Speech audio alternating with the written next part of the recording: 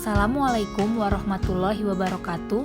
Kami dari kelompok 3 mata kuliah studi keamanan internasional dalam kesempatan kali ini akan mempresentasikan hasil diskusi kami dengan judul Munculnya Hizbullah di Lebanon sebagai organisasi Syiah politik dan paramiliter yang dipandang sebagai organisasi teroris. Sebelum memulai presentasi kami kali ini, terlebih dahulu saya akan memperkenalkan anggota dari kelompok kami. Yang pertama yaitu Nurjana, Debbie Safira Yusuf, Ira Rahmafira, Resta Andela Prasita, dan saya sendiri, Kania Hinjanitias. Pada slide ketiga ini, kami sudah merangkum materi-materi yang akan kami jelaskan pada presentasi kami kali ini. Yang pertama yaitu latar belakang, yang kedua kerangka konseptual, yang ketiga kondisi negara Lebanon dan sistem pemerintahannya, yang keempat awal mula munculnya Hizbullah di Lebanon, yang kelima tindakan teror yang dilakukan oleh Hizbullah, dan yang keenam perekrutan anggota Hizbullah. Baiklah, langsung saja materi pertama mengenai latar belakang akan dipresentasikan oleh teman saya Ira Rahmafira. Selanjutnya penjelasan latar belakang dari munculnya Hizbullah di Lebanon sebagai organisasi Syiah politik dan paramiliter yang dipandang sebagai organisasi teroris. Terorisme merupakan sebuah ancaman bagi setiap negara manapun di dunia. Oleh karena itu, banyak sekali upaya-upaya setiap negara untuk memberantas kelompok-kelompok teroris ini. Namun, faktanya kelompok-kelompok teroris terus saja berkembang, baik lokal maupun internasional. Ada banyak kelompok-kelompok teroris yang besar dan yang kemudian membentuk sebuah organisasi. Salah satu organisasi yang dianggap sebagai organisasi teroris berada di Lebanon yang dikenal dengan nama Hizbullah. Hizbullah sendiri merupakan sebuah organisasi Syiah di Lebanon yang melebarkan sayapnya di bidang politik dan paramiliter. Hizbullah didirikan pada tahun 1982 oleh Abbas Musawi. Penamaan Hizbullah ini berstandarkan pada firman Allah yang berbunyi, "Dan barang siapa menjadikan Allah, Rasulnya, dan orang-orang yang beriman sebagai penolongnya, maka sungguh pengikut agama Allah itulah yang menang." Ini berdasarkan surat Al-Maidah di dalam Al-Quran. Hizbullah jika diterjemahkan ke dalam bahasa Arab, maka artinya adalah tentara Allah atau pengikut Allah. Jadi mereka menggambarkan seolah-olah diri mereka ialah tentara Allah atau pengikut Allah untuk menolong agama Allah. Baiklah, di sini saya akan menjelaskan mengenai kerangka konseptual yang kami gunakan dalam materi kami kali ini. Ada dua teori yang kami gunakan, yaitu teori kekuasaan politik dan teori terorisme. Pertama-tama, saya akan menjelaskan mengenai teori kekuasaan politik. Kekuasaan sendiri merupakan sebuah power yang dimiliki oleh individu ataupun kelompok di mana power yang dimiliki dapat mempengaruhi tingkah laku orang lain. Adapun pengertian kekuasaan politik adalah sebuah kemampuan untuk mempengaruhi kebijakan umum sesuai dengan tujuan-tujuan pemegang kekuasaan sendiri.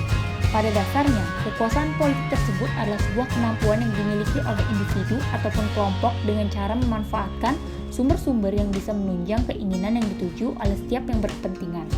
Sumber-sumber tersebut biasanya berupa media umum, media massa, mahasiswa, elit politik, tokoh masyarakat, ataupun militer. Dan teori yang kedua yaitu teori terorisme. Terorisme sendiri memiliki berbagai macam pengertian tergantung dari sudut pandang pihak yang mendefinisikan. Terorisme menurut Jenkins adalah penggunaan kekuatan yang dirancang untuk membawa perubahan politik.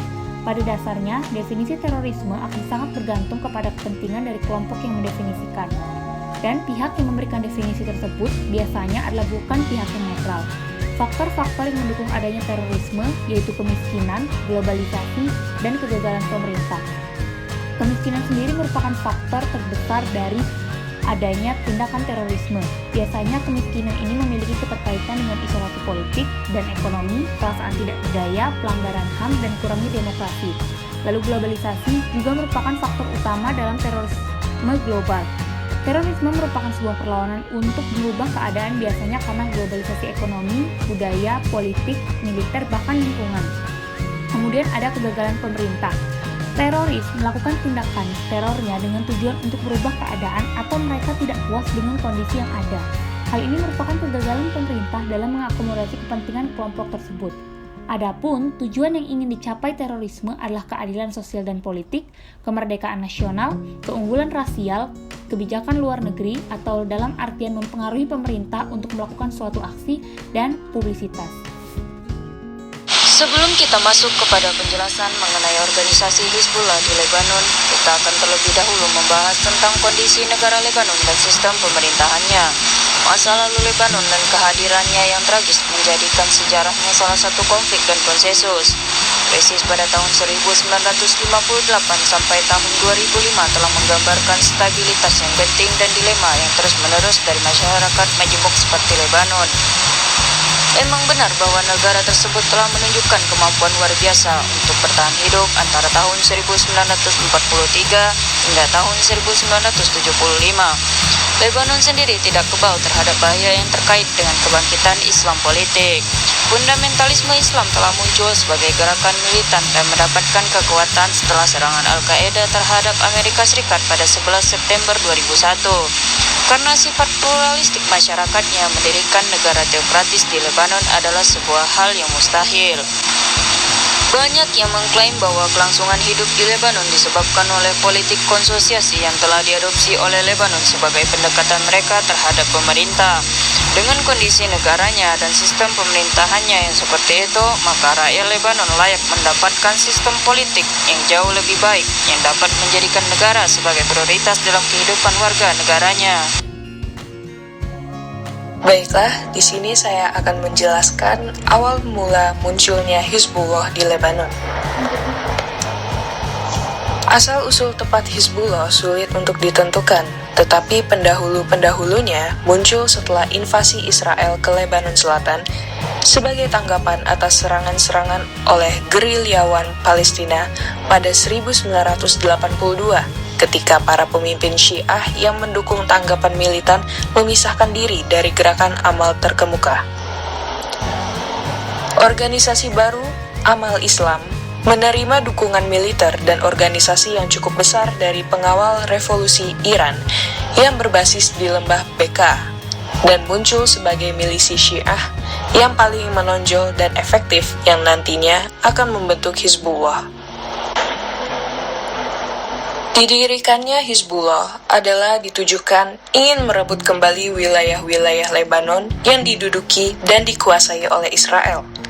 Israel melakukan invasi ke Lebanon dengan tujuan menghancurkan basis-basis perjuangan Organisasi Pembebasan Palestina atau PLO, serta memperluas wilayah Israel hingga Sungai Litani. Invasi yang dilakukan Israel pada tahun 1982 telah menewaskan 12.000 sampai 19.000 warga Lebanon yang sebagian besar penduduk sipil dan warga Syiah.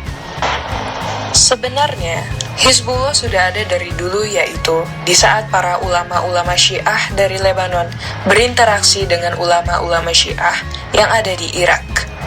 Munculnya Hizbullah atau pengikut Allah juga tidak lepas dari revolusi Islam di negara Iran yang pada saat itu dipimpin oleh Ayatollah Khomeini. Namun, terdapat pandangan yang berbeda antara ulama Syiah yang ada di Lebanon dengan ulama yang ada di Iran. Ulama Syiah Iran meminta agar ulama yang berada di Lebanon mendirikan sebuah negara Islam seperti Iran. Namun, ulama-ulama Syiah Lebanon menolak hal tersebut. Mereka mengatakan bahwa untuk mencapai sebuah kekuasaan harus secara demokratis, tidak melalui revolusi seperti yang dilakukan oleh Iran. Hizbullah memiliki visi misi yang jelas.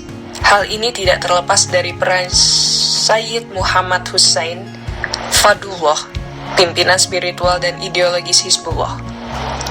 Sayyid Fadullah sendiri sempat menolak untuk menempati posisi sebagai pimpinan spiritual dan ideologi Hizbullah dikarenakan Fadullah lebih memilih menjadi seorang ulama di daerahnya sendiri daripada menempati posisi sebagai pimpinan spiritual yang ditawarkan oleh Hizbullah. Hizbullah mulai dikenal oleh masyarakat Lebanon setelah melakukan perlawanan terhadap operasi yang dilakukan Israel. Operasi ini bertujuan untuk mengusir gerilyawan Palestina yang berada di wilayah Lebanon. Hizbullah menjadi kekuatan politik yang tumbuh dengan baik sehingga sangat diperhitungkan baik dari dalam negeri maupun luar negeri. Keberadaan Hizbullah di Lebanon menghadirkan sebuah ancaman bagi Israel, sehingga Israel selalu mencari celah untuk melemahkan kekuatan Hizbullah, baik itu secara politik ataupun militer. Tragedi pembunuhan Al-Musawi yang dilakukan oleh Israel dianggap secara tepat oleh Israel untuk melemahkan Hizbullah. Namun perkiraan Israel ini salah. Justru setelah Al-Musawi meninggal dunia, mungkin membangkitkan semangat untuk memperkuat Hizbullah. Pemerintah Lebanon juga membuat sebuah keputusan bahwa semua gerakan atau kelompok yang memiliki senjata diminta menyerahkan persenjataannya dan bergabung dengan Tentara Nasional Lebanon. Pada tahun 1992, Lebanon mengadakan pemilihan umum yang pertama kali sejak 1972. Hizbullah mulai terlihat besar terbukti dengan hasil pemungutan suara, di mana ia mendapatkan 12 kursi dari 128 kursi yang ada di parlemen. Hal ini merupakan hasil awal Hizbullah terlibat dalam perpolitikan yang kemudian mewarnai pemerintahan di Lebanon. Pada tahun 1993, Israel kembali menyerang Lebanon untuk membalas terbunuhnya 9 prajurit Israel di zona aman. Pada tahun 1994, Lebanon memasuki era baru setelah terpilihnya Hariri menjadi Perdana Menteri Lebanon. Pada masa-masa tersebutlah Hizbullah membangun kekuatannya dan memberikan pelayanan terhadap umat. Baiklah, saya akan melanjutkan penjelasan dari teman-teman saya. Ada beberapa serangan yang dilakukan oleh Hezbollah ini. Seperti di tahun 1983, Hezbollah diyakini menjadi dalang atas pemboman yang terjadi di kedutaan Amerika Serikat dan pemboman barak marinir Amerika Serikat.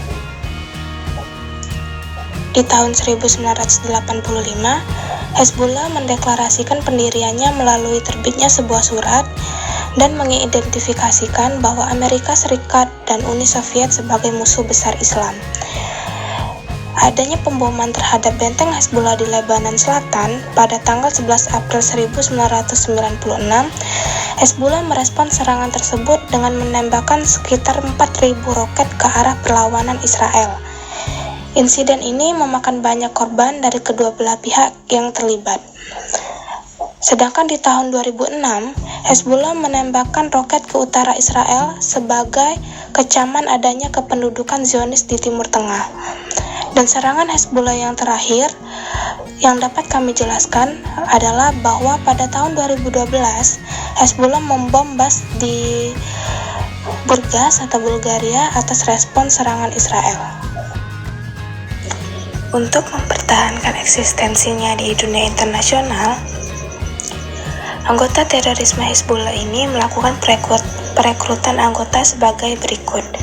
Pada fase pertama, para anggota baru akan mendapatkan pelatihan selama sebulan di Iran. Lalu, pada fase kedua, para anggota yang akan bergabung di Hizbullah ini akan mendapatkan pelatihan di Bekaa Valley sekitar 15 hari. Lalu, pada fase ketiga, para anggota juga akan mendapatkan pelatihan di Suriah selama 15 hari. Setelah selesai pelatihan, para anggota-anggota baru ini kembali ke tempat mereka masing-masing selama 3-4 bulan lamanya. Mereka menjadi pemantau setiap perkembangan situasi di Lebanon, serta siap siaga dalam kondisi apapun ketika dibutuhkan. Baiklah, mungkin itu saja yang dapat kami sampaikan. Semoga materi yang kami berikan ini dapat bermanfaat bagi kita semua.